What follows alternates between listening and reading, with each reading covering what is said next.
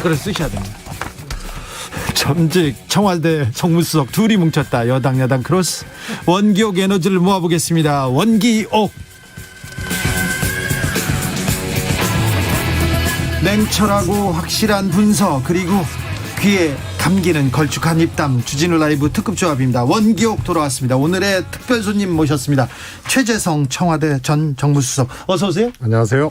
그리고 김지원 국민의힘 최고위원 오셨습니다. 안녕하세요. 네, 최재성 수석 오셨습니다. 잘 계셨어요? 네. 네. 청와대에서 나오신 지 얼마나 되셨죠? 한 5달 됐죠. 네. 최재성 정무수석 어땠습니까, 활동? 제가 보기에는 그 문재인 정부 들어와서 제일 정무수석으로 가장 훌륭하게 네. 업무를 수행하신 분 아닌가 생각하고요. 너무 정무적으로 말하시는 거 아니에요? 아니 정말을요. 그렇습니까? 평소에도 마음으로 굉장히 흠모하던 선배님인데. 그렇습니까? 예. 저기 김재원 지금 전 정무수석이 지금 거의 뭐 날아다니고 계십니다. 그 맹활약하고 있는데 어떻게 보십니까? 참 뭐 대단하시죠. 저희는 그렇게 하라 그래도 못할 텐데. 네. 저렇게 또 사실 최고위원 하시면서도 또 원외시잖아요. 네. 근데 저렇게 활동할 수 있다는 게 네. 정말 부럽기도 하고. 영향력은 지금 거의 대표급입니다. 그래. 무슨 저 대표님께서 들으시면 엄청 화내실 말씀을 하셔서 제가 또. 왜 또 그러세요? 그러신데 왜 대표급이라는데. 자, 어제 민주당 토론회 있었는데 토론회 어떻게 흘러가는지 그 목소리 하나 듣고 가겠습니다. 우리 대장동 문제에 대해서 9월 17일 KBS 뉴스를 보고 알았다라고 하셨는데, 그걸 아신 뒤에 혹시 무슨 확인을 했거나 조치를 했거나 하는 것이 있습니까? 일단 저로서는 성남시가 얼마를 가질지, 또 사전에 확정할 건지, 또는 그걸 어떻게 보장할 건지 부분을 제가 설계를 해서 최대한 성남시 이익을 확보했고, 여기는 은행들이 컨소시엄을 구성해서 들어갔기 때문에 그 안에 내부의 뭐 이익 배분이 어떻게 되는지, 투자 지분이 어떻게 되는지 저희가 알 수가 없었습니다. 그리고 그 자본시장 육성법인가 뭔가에 알려주지도 못하게 돼 있고, 저희가 물어본다고 알려줄 리도 없고, 그들이 저한테 알려준 일도 없으니 저는 알 수가 없었는데. 요컨대 아무것도 안 하셨다, 그 얘기 아닙니까? 아니, 안 하셨다가 아니라 네. 할 수 있는 게 없었다니까. 아니, 그걸 후보님 같은 뭘 하셨겠어요? 저는 그래서 합동수사본부를 꾸려서 더 체계적이고 종합적인 수사를 하는 것이 좋겠다, 이런 요구를 했거든요. 우리 이 후보 생각은 네. 어떻습니까? 자, 제가 뭔가 문제가 있었으면 제가 답변할 시간을 좀 주세요. 아니. 예. 아니, 경찰 취조하는 것도 아닌데 그런 식으로. 여당에서도 야당에서도 화천대유 이 문제가 가장 큰 이슈인 것 같습니다. 이 문제 앞으로 어떻게 갈 것 같습니까, 김재원 최고위원? 뭐 어떻게 가기에는요. 뭐 이재명 후보께서 대장동 개발을 설계하시고 지금 뭐 여러 가지로 부인하고 계시지만 이 모든 것에 책임이 있다는 것이 들통나는 방향으로 가겠죠. 아니, 곽상도 의원 아들 50억 나왔는데요. 원유철 의원도 돈 받은 게 나왔고, 그리고 다 국민의힘 사람들, 윤석열 후보 얘기도 나오고 있는데 그것도 다 이재명 책임입니까? 그러니까 이제 지금 우리 사회자께서 여러 가지 말씀을 하셨는데 잘 한번 생각해 보세요. 이게 지금 뭐 고문단도 30명이나 있었다고 했잖아요. 예. 직원들이라든가 모든 것이 베일 속에 아직 가려져 있거든요. 네. 또 화천대유니 천화동인이니 뭐 이런 회사들이 다른 회사들 같으면요, 이 정도 되면 기자들이 취재를 해서 많은 정보를 보도를 하고 하는데 전혀 보도가 되지 않잖아요. 내부 사정이. 아직은 좀 그렇죠. 완전 비밀리에 그 모든 그 내용이 밖으로 나오지 않아요. 근데 유일하게 이 모든 것을 알고 있는 듯이 말씀하시는 분이 이재명 후보님이거든요. 저분이 이제 성남시장 하실 때 이 모든 것을 설계하셨다고 주장하시는 분이잖아요. 네. 그런데 뭐 민간기업 내부에서 무슨 자신들 간의 그 이익 배분이나 이런 것은 몰랐다라고 하시지만 그것은 이제 뭐 그런 본인 주장인데, 어쨌든 제가 무슨 이야기를 하려고 하냐면 마치 모든 것을 알고 계시는 전지전능하신 것처럼 말씀하시면서 오로지 우리 당에 불리한 사람만 하나씩 내보내고 있거든요.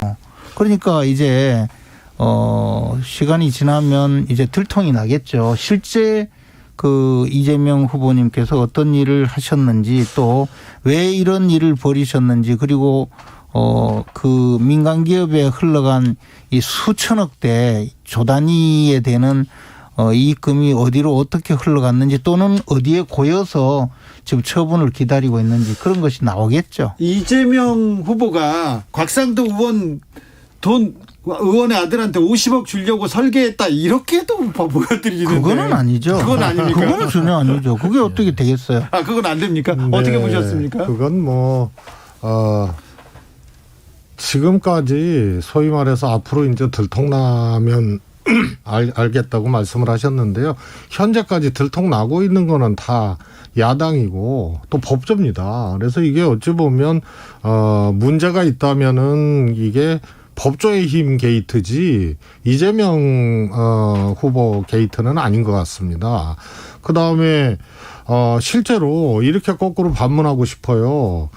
이대업 전 한나라당 시장으로부터 시작된 이 대장동 개발이 2004년도에 LH, 2008년도에는 한나라당 신영수 의원이 또 활약을 하셔가지고 다시 민영개발로, 2010년도에 이재명 지사 취임해서 소위 말해서 공영개발로 간 거거든요. 그럼 LH 개발 못하고 민간 독점 개발 못하는 상태에서 김재원 최고님이 성남시장이라면 어떤 개발 방식을 택할 수 있었겠느냐, 이 점을 하나 묻고 싶고요.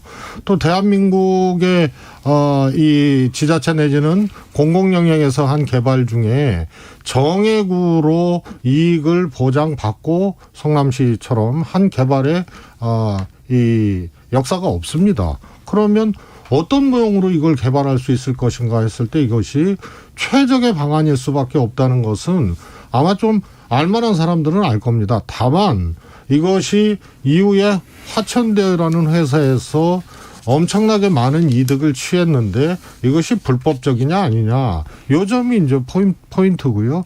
거기서 거론되는 분들, 또 거기에 땅 산 분들, 또 아들이 또 퇴직금 또 50억 받은 거, 이게 지금 현재까지는 다 야당과 관련된 인사들이 지금 이 등장을 하고 있거든요. 여기에 그냥 상상력이나 억측이나 혹은 호도해서 막연한 의혹 제기로 이것을 가져가는 거는 어찌 보면은 제가 보기엔 이게 현재까지 들통난 걸로 봐서는 좀 지나치고 무리한 거 아닌가 싶습니다.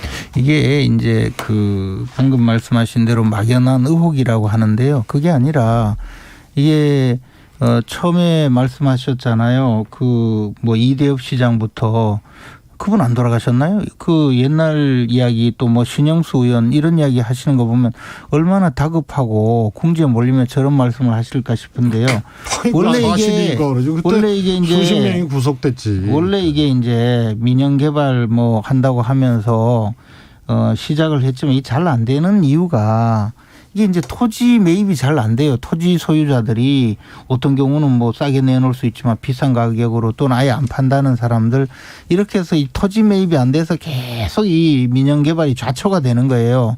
그리고 LH 공사가 들어가서 개발을 하려고 할 때 그때 당시에는 어떤 일이 있었냐면 원래 주택공사와 토지공사가 합친 건데 토지공사가 토지 개발을 해서 주택공사에 비싼 가격으로 넘기니까 주택공사가 서민주택을 못 짓는다 이래서 둘을 합쳤거든요. 합쳐놓고는 뭐냐면 이것을 대장동 같이 그 분양도 잘 되고 서민 아파트를 건설할 필요가 없는 이런 데서 LH공사가 아파트 짓지 마라 이런 문제가, 이런 것 말고 서민 아파트를 주로 임대 아파트 짓는 걸로 돌리자 이렇게 해서 그런 이야기가 있었던 건데, 어쨌든 그런 과정을 거치면서 민영 개발이 점점 안 되니까 이 과정에 갑자기 이제 성남시에서 공공개발이라고 들어간 건데, 그것이 공공개발을 해서 말씀하신 대로 정액의 이익을 얻었다고 하지만 사실은요 그게 아니고 말로는 공공개발이지만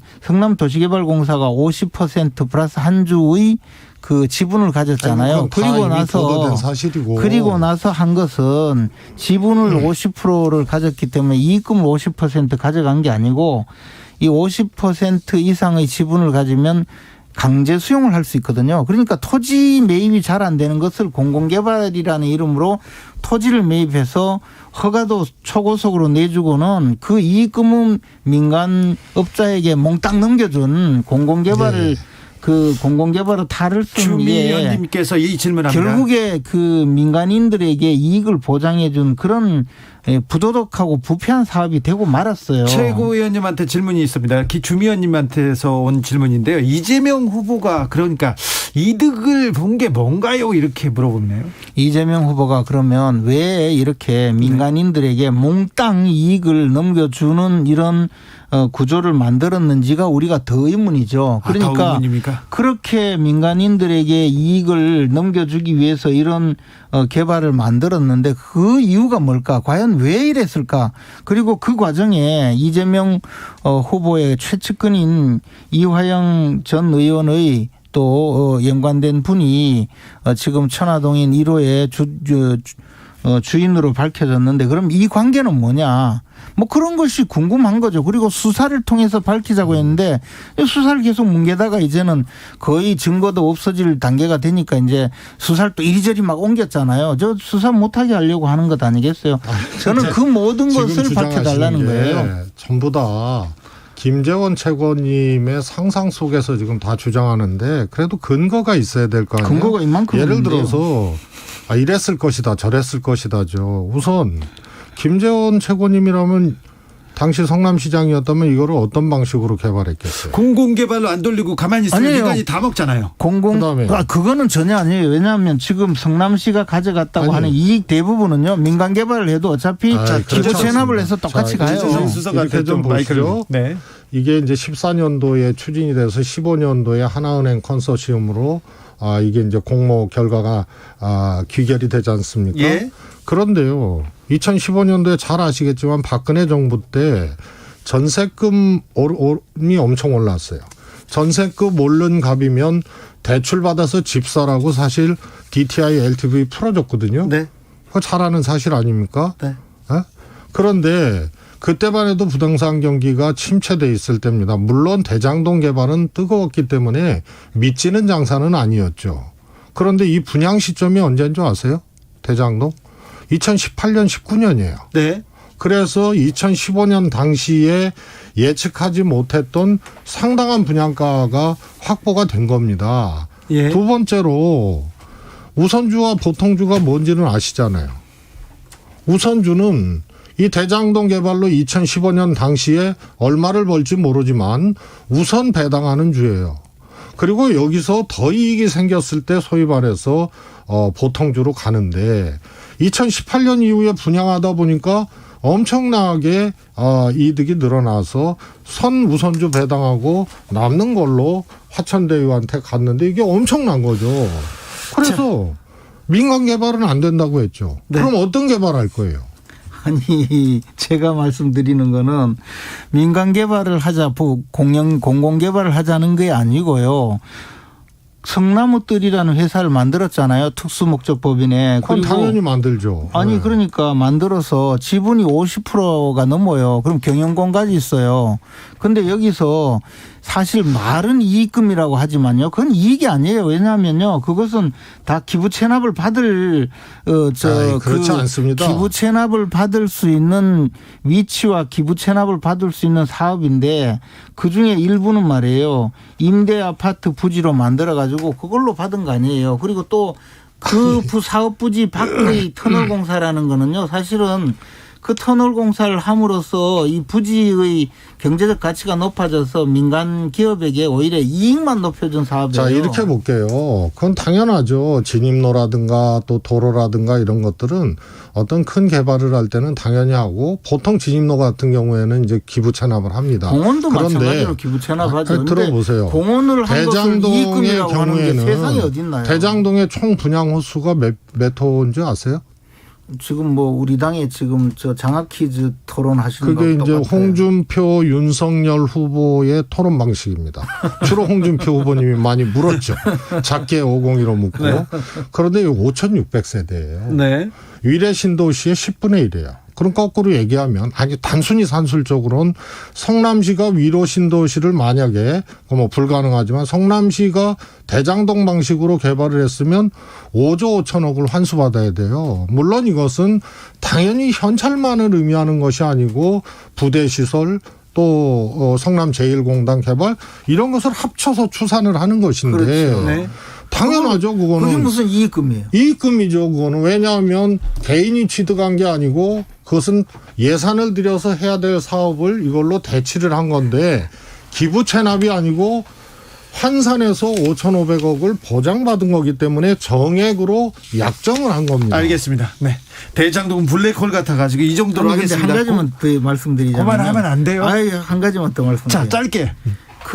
지금 자꾸 야당 인사가 등장했다 했는데 예. 거기 등장한 인물 보면요. 네. 그 이재명 지사 무죄 판결 받아준 대법관, 이재명 지사님의 변호인이셨던 변호사, 그리고 이재명 지사와 관계 있는 분들이 많이 있잖아요. 특히 유동규 본부장은요. 이렇게 하면 민간 기업에 이익이 너무 많이 간다는 실무자들을 막 압박해가지고 결국에는 이런 설계를 만들었다고 했잖아요. 이 모든 것을 보면, 그리고 이재명 지사님 유동규가 사실은 실무자고 내가 다 했다고 그랬잖아요. 이걸 전체적으로 보면 이재명 지사님이 이 문제에서 직접 개입해서 부당한 행위를 한 것은 너무나 명백해요. 아니, 서로 자백 다 했어요. 최재성 수석한테 또 목소리를 드리겠습니다. 뭐가 부당한지 모르겠고요. 네. 우선 지금 막 열거를 하시는데 네. 권순일 전 대법관의 경우에는 이재명 지사 대법원 판결에 이제 다수 의견에 이제 합류된 사람이지만 그 양반이 이재명 지사나 혹은 민주당의 어떤 뭐라 그럴까요? 조금 개혁적인 의견을 냈던 분이 아니지 않습니까? 요거는요, 예를 들어서 남욱 변호사도 뭘 하셨던 분인지 아시잖아요.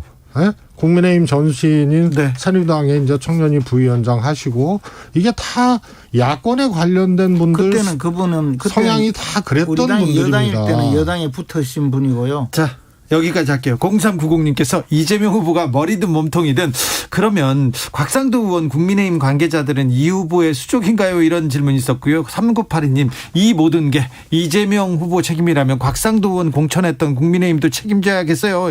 곽상도 의원은 좀 너무한 것 같죠. 50억, 아들 50억은. 너무 통상적이지 않아요. 통상적이지 않습니다. 그래서 네. 특검에서 같이 조사를 하자는 거죠. 자, 김재원 최고위원을 일본과의 협상을 시키자 이런 사람들이 있습니다. 김재원님 일본 총리 만나서 위안부 협상 좀 해주세요. 어디 가서든 협상 잘하시잖아요. 1647님께서 이런 얘기합니다. 보내주시면 제가 하고 오겠습니다. 그러니까요. 박근혜 정부 때 일본하고 위안부 협상했는데 그 이후로 지금 한일 관계가 지금 꼬여가지고 잘 안 풀립니다. 그렇죠. 문재인 정부 책임이죠. 이게 문재인 정부 책임입니까? 거의 당연하죠. 최재성 수석님. 잘 아시다시피요. 저희가 정권을 그럼 왜 잡았습니까? 이거 해결 못하려고. 이런 겁니다. 원래 저희는 정권을 민주당 정권이 이제 들어서게 되면 주로 이제 앞 정권 때 뒤처리하느라고요. 조금 정신 없습니다. 예. 김대중 대통령 IMF 등짐과 함께 출범을 했고요. 그 다음에 문재인 정부도 위안부 문제는 잘 아시다시피 박근혜 정부에서 어떻게 했는지 아시지 않습니까? 그래서 저도 또 당시에 이제 문재인 대표도 이것의 부당함을 국민들과 함께 지적하고 그렇게 싸웠습니다. 네. 그래서 저질러 놓은 일을 어떻게 바로 피고 또 네. 혹은 교정할 것인가의 문제가 현재 문재인 정부의 숙제가 되어버린 거지 이 시원을 그냥 무조건 문재인 정부가 잘못했다고 탓하기에는 잘 아시겠지만 여당 하셨고 집권하셨고 또 수석하셨지 않습니까? 그러면 그때 위안부 협상이 잘 됐다는 얘긴데요. 그거는 동의하는 국민들이 그게 아니고 없을 겁니다. 잘 되고 잘못되고가 아니고 그때 당시의 그 협상이 잘못되었다면 그 후에 지금 협상이 파기됐잖아요. 그럼 새로 협상을 잘해서 뭐 한일 관계를 새로 만들든가요.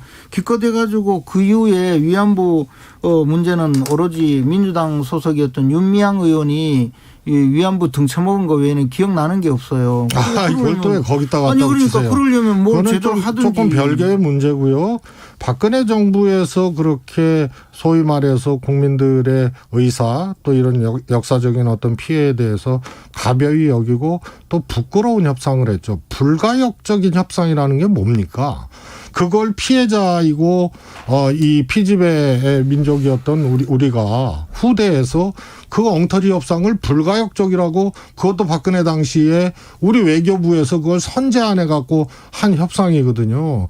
그렇게 해놓고 문재인 정부에서 그러면 잘해야지 뭐 했냐 이렇게 얘기하면요, 이게 다 상대방이 있는 거 아니에요. 일본은 국가 아닙니까? 불가역적, 이거는 좀 자존심 상했잖아요. 불가역적 협상이라는 것을, 그것은 이제 협상 자체가 한번 사인하면 사인한 다음에 다시 바꾸기 어렵다는 그런 외교적인 문제는요. 수사였는데, 어찌됐든 불가역적이든 가역적이든 자 그걸 뒤집었잖아요. 다 무효화시켰잖아요. 그리고 일본에서 그 10억 원인가요? 준 거 10억 달러인가요? 10억 엔. 10억 엔, 그 100억 원 정도 준 것도 그것도 다 돌렸잖아요. 그러면 그 다음 단계로 민주당이 나서서 그보다 훨씬 제대로 된 협상을 하시든가 아무것도 안 했잖아요. 그러니까 무책임하다는 그러니까 두 거예요. 문제죠. 자, 보세요.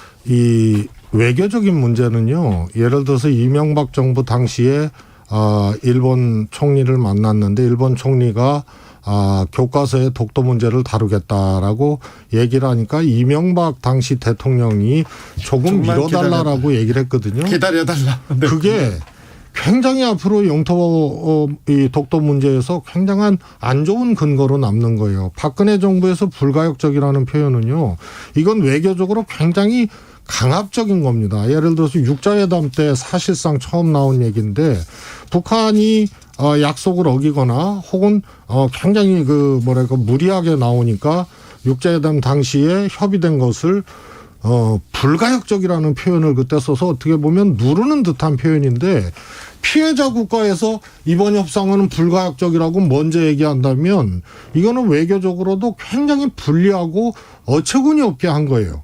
그래 놓고 지금 그동안 뭐 했냐라고 얘기하면 먼저 지르고 사고 쳐놓고 왜 사고 수습을 문재인 정부에서 못했냐고 얘기하는 거하고 똑같아요. 아니, 김재현 최고? 예를 들어서 불가역적이라는 거는 뒤집을 수 없다, 더 이상 바꿀 수 없다라는 그런 의미였잖아요. 선언적 그렇습니다. 의미로. 네. 근데 바꿨잖아요. 다 무효했잖아요. 무효했으면 그다음에 그러면 원하는 대로 한번 협상을 해보세요. 그래가지고 어떻게든 밝혀야 되죠. 근데 그 이후에 위안부 할머니들은 보상이든 뭐든 그런 거 없이 돌아가시고, 그다음에 나중에 보니까 위안부 할머니 내세워서 등쳐먹은 여당 소속 그 정치인만 나타났고, 그리고 뭐가 달라졌냔 말이에요. 한일 협상에. 그런 식으로 하니까. 아니, 그런 식으로 이야기는 무책임하다고 하는 마찬가지죠. 자, 여기까지. 정말 무책임한 건 뭐냐면, 과거 지금 야당이 아니잖아요. 여당이고 더군다나 지금 정무수석까지 지내시고 정권의 최고 그 집행권을 가지셨잖아요. 그러면 지금 와서 그때 잘못되었는데 우리는 이렇게 했다라고 해야 되지. 5년 동안 뭐 하시다가 그때 아직도 야당 행세를 하시면서 야당 시절처럼 그때 잘못했다고 이명박 대통령까지 이야기합니까? 이 이야기는 여기까지 하겠습니다. 또 물어볼 게 많았어요. 두 분이 나오셔가지고. 자, 모영기님께서는 아니 고발 사주는 온데간데 없어요. 고발 사주 의혹은 검찰 수사가 진행되고 있는데 어떻게 될까요? 이거는 짧게 김재현 최고가 얘기해 주시죠. 고발 사주 의혹이라는 게 있었으니까 네. 이제 그런 사건이 있었는지 기억은 좀 안 나지만 그렇지. 그때는 좀 어쨌든 네. 그 사건은 지금 검찰에서 압수수색도 하고 컴퓨터도 들고 하고 공수처가 하잖아요. 네. 걸리는 사람 누구든 엄벌에 처하시면 됩니다. 네. 예, 자, 문재인 대통령이 종전선언 제안했습니다. 그리고 남북 대화에 대해서 북에서도 응답을 했고요. 응답을 미사일을 쐈죠. 네, 미사일도 쐈습니다. 응답을 미사일로 아주 잘 쐈죠. 미사일도 쐈습니다. 그 미사일 쏜 데 대해서는 끽소리도 못 하시고 계속 종전선언 이야기 하시는데, 제발 좀 할 말은 하고 종전선언도 이야기 하시죠 뭐. 이 정치 편하게 하고 또 집권을 해도 참 편하게 정부 운영을 하는 것 같아요. 우선은요, 기분 내키는 대로 해요. 그러면 제가 거꾸로 물을게요. 원래요, 지금 국민의힘 쪽에서 집권을 하면 대북 정책은 아무것도 없어요. 아무것도 없지 않습니까? 그러다가 긴장 고조되고 전쟁 일보 직전까지 가고 개성공단 그냥 폐쇄해버리고 그리고 한번 할 테면 해봐라. 이게 전부예요. 민주당은요, 이런 어려운 여건, 아마 세계사적으로도 가장 복잡하고 어려운 문제가 북한 문제일 거예요. 거기에 이제 북핵 문제가 중심에 자리 잡고 있죠. 이 복잡한 방정식을 풀기 위해서 도전하고 노력하는 거거든요. 근데 관전자처럼 말이에요. 자신들이 정권 잡았을 때는 퇴행시키고 한반도 상황을 공포의 상황으로 몰아놓고 개성공단, 금강산강 다 그렇게 해버리고 아무런 대책 없이 그냥 기다리고 있는 거예요. 그럼 한반도 운명은 어떻게 됩니까? 그래서 도전하고 노력하는 과정에 이 정부 들어서 평창 동계올림픽 아시잖아요. 그전까지 어떤 상황이었는지. 박근혜 정부에서 이것을 전운이 고조되는 시점까지 갔는데 거기서 큰 터닝포인트를 만들어서 왔어요. 야당은 말이에요, 이러는 거예요. 그러면은 성과를 내야지. 최초의 북미회담도 하고 이런 과정들을 복잡하게 걸치면서 인내도 하고 모색도 하고 하는 겁니다. 지금은요. 대화의 시그널들이 충분히 지금 오간 상황에서 북한에 어떻게 보면 고전적이라고 할까요? 이 화전 양면을 하는 겁니다. 그래서 미사일도 발사하고 이런 거고요. 전문가들은 이것을 북한이 대화로 나서기 위한 또 하나의 행위로 보는 견해들이 있어요. 자, 되물을게요. 북한이 미사일 발사했을 때 뭐 했습니까? 자, 그럼 제가 한번 말씀드려볼까요? 아니, 그 정권에서는 할 수 있는 게 뭐예요? 아니, 그러니까 제가 한번 말씀드려볼게요. 그렇게 화전양면 전략에 대해서 대응을 하신 거는 뭐였습니까? 맨날 엄중하게 예의주시한다 그렇게 이야기하고 맨날 그 지금 말씀하신 대로 인내하고 기다리셨죠. 그래서 결론이 뭐냐? 삶은 소대가리가 웃는 소리라는 소리나 듣고 대통령에게 젊은 여자가 머저리 소리 할 때도 뭐 무슨 소리 했습니까? 거기다가 개성에 남북연락사무소 우리 국민들이 전부 지켜보는 가운데 수십억 수백억 들여서 현대식 건물로 지어놓은 거 폭파할 때 뭐라고 했습니까? 끽소리도 못 하셨잖아요. 그러면서도 무슨 핵 포기한다고 말해놓고 지금 영변의 핵시설이나 가동하고 또 늘 미사일 쏘고 그런데 이쪽에서 할 수 있는 게 뭐가 있었나요? 할 수 있는 게 기껏요. 무슨 기회만 되면 퍼주려고 못 살아요. 우리 국민들 백신도 맞지도 못할 때 북한에 백신 준다고 이야기를 하지 않았나. 지금도요. 매번 이야기가 북한에 지원하는 이야기만 해요. 그 돈 있으면요. 지금 우리나라 소상공인 지원 좀 하세요. 그리고요. 저는 있잖아요. 우리가 안보의 위협을 느끼는 적성국가잖아요. 북한은 어찌됐든. 지금 주적이잖아요. 그러면 아무것도 하지 않는다고 이야기하지만 한때는 국제정치학적으로 공포의 균형이라는 말도 있어요. 핵무기를 서로 공포스럽지만 균형을 갖추면 전쟁이 일어나지 않는다는 거 아니었어요? 그런데 남북 간에 뭘 했냐고 이야기하지만 그때는 그래도 최소한 우리 대통령이 머저리 소리까지는 안 들었거든요. 지금 이 정권이 그만큼 북한에 잘해주고 온갖 정말 편의를 다 했지만 우리 국민들이 보기에는 정말로 이제 자존심 상하는 일이에요. 그런데 한 게 뭐 있습니까? 자, 이런 거예요. 그러니까 제가 편하게 정권 잡고 편하게 했다고 생각하는 거예요. 원래 권력을 운영하고 특히 남북 문제나 한반도 문제를 고민하고 모색하는 거는 굉장한 밀도가 필요한 일이에요. 그냥 기분 나쁘다고 그렇게 하게 되면 지금까지 지속해왔던 우리의 현대사의 역사적 불운 또 앞으로 미래에 대한 개척 이런 것들을 전혀 하지 않겠다는 얘기하고 똑같거든요. 북한이 현재 우리 문재인 대통령한테 여러 가지 이제 안 좋은 비하 발언을 하고 그랬다. 박근혜 대통령 때는요 더 했어요. 미안하지만 XX모라는 소리까지 직접 했어요. 그만큼 상대방이 있는 거 아니에요. 그런데 이 정부의 북한의 태도 하나만 가지고 자꾸 얘기를 하시는데 그러나 이 과정에서도 민주당 정부 문재인 정부는 끊임없이 모색을 했습니다. 자, 안보 얘기하는데요. 이게 무슨 하여튼 정책 토론 같은데 안보 얘기하시는데요. 미안하지만 참여정부, 지금 문재인 정부 국방비 상승률이 새누리당이 집권했을 때보다 훨씬 높다는 거 아시죠? 이건 어떻게 설명할 수 있어요? 그래서 안보는 안보대로 튼튼히 하되 이 엄청나고 어려운 모색을 중단하지 않는 것이 그게 대한민국을 책임지고 있는 권력에서 할 일이고 마땅한 거죠. 거기처럼 속 편하게 말해요. 안 되면 기분 나쁘다고 그냥 말싸움이나 했었고 그러다가 전쟁 일보 직전까지 가고 개성공단 같은 거 폐쇄해서 아무런 대책도 없고 그러니까 역사나 운명에 대해서 책임지지 않는 거는 어떻게 보면은 그냥 하루살이 인생처럼 그렇게 해버린 거죠. 지금 말씀하시는 모든 것이 뭐 그것은 다 이제 국민들이 지켜보고 있으니까 국민들이 판단할 일인데요. 많은 국민들은 오히려 지금 이렇게 대통령이 뭐 종전선언하고 또 얼마 전에 김여정이 나타나서 정상회담도 할 수 있다 이러니까 얼마나 또 반겼습니까? 아이고 저 참 고맙다고.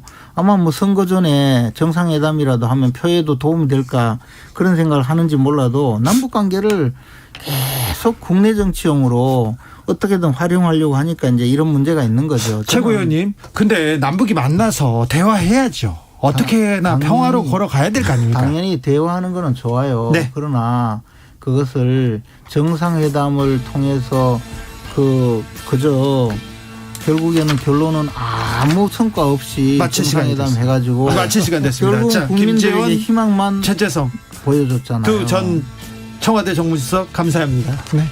두 분 감사합니다. 아니 좀 제대로 한 번 더 싸워야 되는데.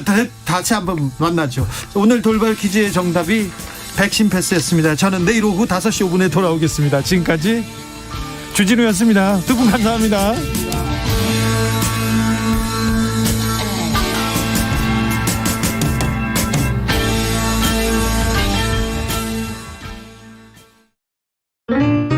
여보, 7월에서 9월은 공익직불금 이행점검 기간이라는데 공익직불금은 신청만 하면 그냥 주는 게 아닌가 봐요? 당연하지. 준수사항들을 지키지 않으면 직불금이 10% 이상 감액될 수 있어. 준수사항이 뭐예요? 뭐긴